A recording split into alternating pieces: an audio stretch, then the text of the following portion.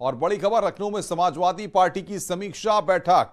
विधानसभा चुनाव को लेकर समीक्षा बैठक अखिलेश यादव कर रहे हैं। समीक्षा बैठक हारे हुए प्रत्याशियों के साथ समीक्षा बैठक हो रही है। इसमें प्रत्याशियों से फीडबैक लिया जा रहा है। बड़ी खबर यहां पर समाजवादी पार्टी की बैठक हो रही है। हारे हुए प्रत्याशियों के साथ अखिलेश यादव यहां पर समीक्षा बैठक कर रहे हैं। समाजवादी पार्टी की समीक्षा बैठक हो रही है। हारे हुए प्रत्याशियों के साथ यह समीक्षा बैठक इस वक्त हो रही है। अखिलेश यादव ये समीक्षा बैठक कर रहे हैं। हारे हुए प्रत्याशियों के साथ ये समीक्षा हो रही है यहां पर। इसमें तमाम जो प्रत्याशी विधानसभा चुनाव में ताल ठोके थे सब वहां पर पहुंचे हुए हैं।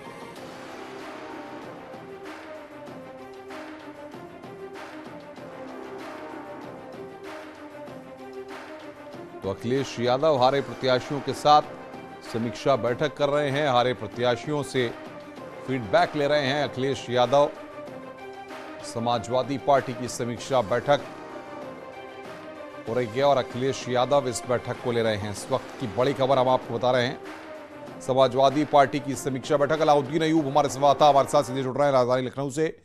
अलाउद्दीन, मंथन हो रहा है, समीक्षा की जा रही है, हारे हुए प्रत्याशी पहुंचे हैं, क्या अपडेट वहां से आपके पास? देखिए 10 मार्च 2022 को उत्तर प्रदेश के विधानसभा चुनाव का रिजल्ट आया था। हालांकि अप्रैल, मई और जून का महीना चल रहा है। करीब करीब आप इसको मान सकते हैं 3 महीने का वक्त बीता है। हालांकि इस समीक्षा बैठक की उम्मीद पहले की जा रही थी, लेकिन वो समीक्षा बैठक आज की जा रही है। हालांकि इसके पीछे एक कारण ये बताए जा रहे हैं कि इलेक्शन कमीशन की तरफ से पूरा डेटा बुधवार लेट तक आया, तो इसलिए इसको थोड़ा टाला गया। हालांकि इसके अलावा तमाम जो प्रत्याशी हैं उनसे एक बृहद यानी ब्रीफ रिपोर्ट मांगी गई है। वो रिपोर्ट तमाम लोग अपनी विधानसभा से लेकर के आए हुए हैं।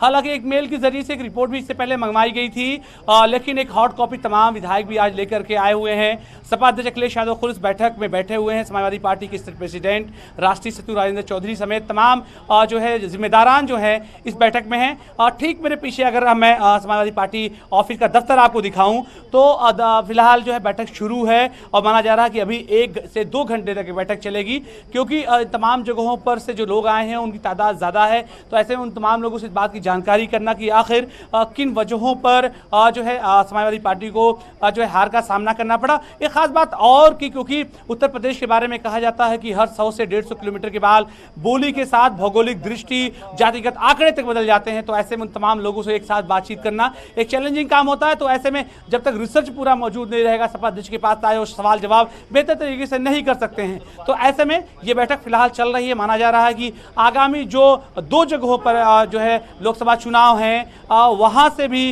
लेकर के भी इस बैठक में बातचीत होगी। ऑफिशियली उन नामों की घोषणा भी आज कर दी जाएगी। तो ऐसे में जाए तो सवाल ये है, क्या आने वाले वक्त के लिए समाजवादी पार्टी इसके लिए अपने आप को तैयार कर रही है कि जो गलतियां हुई हैं, जो कमियां रही हैं उनको सुधारा जाए, या फिर इसको किसी और दिशा में भी देखा जा सकता है? देखिए अनुपम, बिल्कुल सही आप इस बात को कह रहे हैं, क्योंकि अगर आप डेटा देखेंगे इलेक्शन का, पूरा इलेक्शन कमीशन का डेटा देखेंगे तो समाजवादी पार्टी गठबंधन को 10% से ज़्यादा भी वोट शेयर का गेन हुआ है।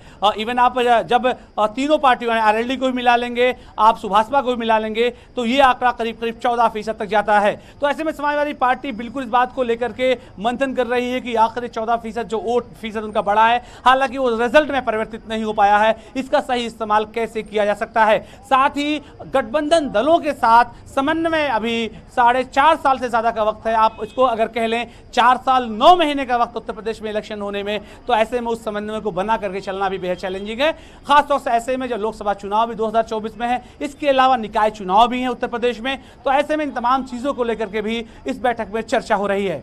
क्या माना जाए अलाउद्दीन, जिस तरीके से अखिलेश यादव विधानसभा के अंदर बैठ रहे हैं, खुद लगातार सारी चीजों को देख रहे हैं, क्योंकि इससे पहले दिल्ली में बैठ करके उत्तर प्रदेश की सियासत की नब्ज को टटोल करके निर्णय लेना और फैसला लेना उतना मुश्किल भरा था। अब चीजें ज्यादा साफ हैं और शायद अखिलेश यादव ने इसीलिए जो गियर है वो अपने हाथ में ले लिया है पूरी तरह से।